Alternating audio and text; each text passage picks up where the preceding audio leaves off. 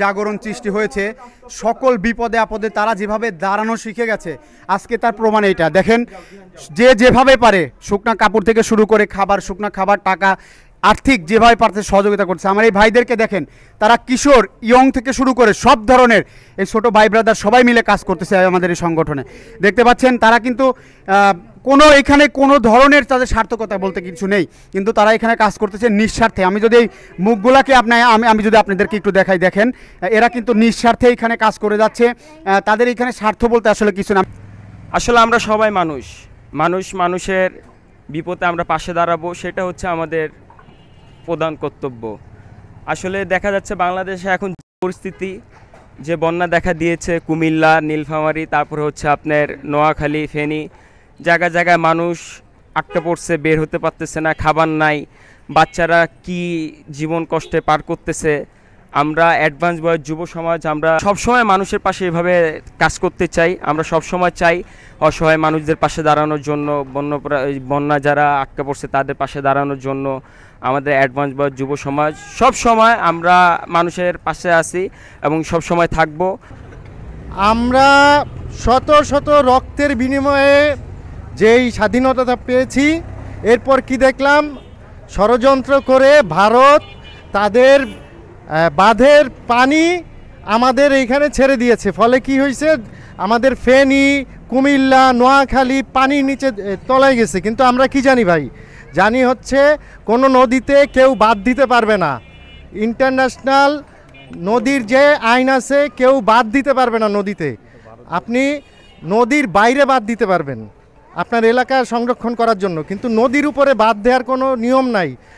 বাংলাদেশে কোনো অপশক্তি মানে হানার মতন হানা দিতে আর পারবে না। আমাদের এই জাতি ভারতের মতন না যে কিপটা, যে বসে থাকবো আমরা, কারোর সহযোগিতা আগাবো না। আমাদের এই দেশের জাতিগুলো সব সময় বিপদে আপদে সব সময় একত্র থাকে। এই জন্য বিশ্ববাসীকে জানাতে চাই যে এই দেশে ষড়যন্ত্র করে আর দামায়া রাখা যাবে না, আর কোনো সহ্য করা যাবে না। আমরা অচিরেই বাংলাদেশকে দাবি জানাবো এবং বহির্বিশ্বকে দাবি জানাবো, এই বাঁধগুলো অচিরে যাতে সুষ্ঠু বন্টন যাতে হয় এবং সব সময় যাতে খোলা থাকে, নদী নিজে প্রবাহিতভাবে চলবে, এটার নিয়ম আছে যে কোনো বাদ দেওয়া যাবে না। যে বন্যার কারণে পরের কথা তাগর নাকি নিয়ে আসছে। দর্শক দেখতে পাচ্ছেন যে এইখানে কিন্তু উনি সাধারণ একটা মানুষ, একদম সিম্পল নিম্ন বিত্ত মানুষ যাকে বলে, সেও কিন্তু এই শুকনা কাপড়গুলো নিয়ে আসে আমাদের ভাইদেরকে দেওয়ার জন্য। অর্থাৎ যারা বিত্তশালী আছেন ভাই, আপনাদের কাছে রিকোয়েস্ট, এইখানে আপনারা শেখেন যে নিম্নবিত্ত সে কিন্তু তার ভালোবাসার আবেগের জায়গা থেকে কাপড়গুলো নিয়ে আসে। অর্থাৎ আপনারা সব স্তরের মানুষ, আপনারা এগিয়ে আসুন, আমাদের এই ভাইদেরকে সাহায্য করুন। এই সহযোগিতাটাই ওই টানটা পৌঁছে যাবে সেসব পানভাসী মানুষের কাছে।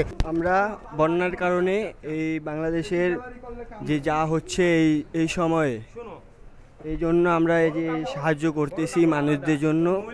আমি যদি আরেকটু দেখাই আপনাদেরকে, যে দেখতে পাচ্ছেন এখানে কিন্তু অনেক বস্তায় বস্তায় কিন্তু শুকনা কাপড়, শিশু থেকে শুরু করে বৃদ্ধদের সব ধরনের মানুষেরই কিন্তু, নারী পুরুষ সবারই কাপড় এইখানে কিন্তু এসেছে। অর্থাৎ বাংলাদেশের মানুষ আবারও প্রমাণ করতে যাচ্ছে তারা একত্ববদ্ধ এবং একসাথে থাকলে বা এই বাংলাদেশের যত কতিপয় দুর্যোগই আসুক, এটা কিন্তু মোকাবেলা করতে সক্ষম। আর ইয়ং জেনারেশন যারা আছে তাদের কথা তো, তারা দেশটাকে স্বাধীন করতে, যারা বলেছিলেন যে এই জেনারেশন হচ্ছে মোবাইলে আসক্ত জেনারেশন, কি করতে পারে, এটা কিন্তু বাংলাদেশের মানুষকে দেখিয়ে দিয়েছে যে আসলে এরা কি করতে পারে।